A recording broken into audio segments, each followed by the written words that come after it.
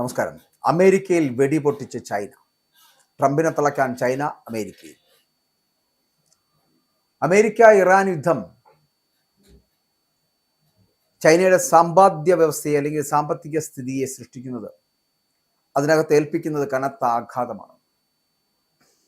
അതുകൊണ്ട് തന്നെ ചൈന വെടിപൊട്ടിക്കുന്നത് അമേരിക്കയ്ക്കെതിരെയാണ്.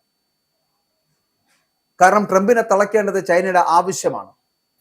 ട്രംപിനെ കുറിച്ച് ഇറാൻ കഴിഞ്ഞ ദിവസം പറഞ്ഞത് തലയ്ക്ക് സ്ഥിരതയില്ലാത്ത ഒരു വ്യക്തിയായി ട്രംപ് മാറിയെന്നാണ്. ഭ്രാന്തൻ എന്ന് പറയുന്നതിന് തുല്യം.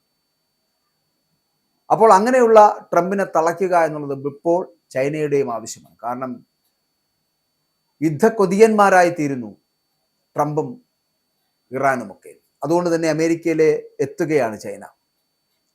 കാരണം ട്രംപിനെ തളയ്ക്കുക എന്നുള്ളത് ചൈനയുടെ ആവശ്യമാണ്.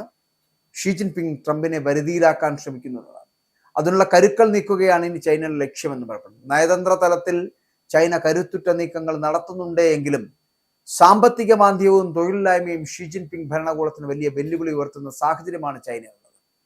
അമേരിക്ക ഇറാൻ യുദ്ധം ചൈനയുടെ സമ്പദ് വ്യവസ്ഥയിൽ കനത്ത ആഘാതം സൃഷ്ടിക്കുന്നു എന്നുള്ളതാണ്.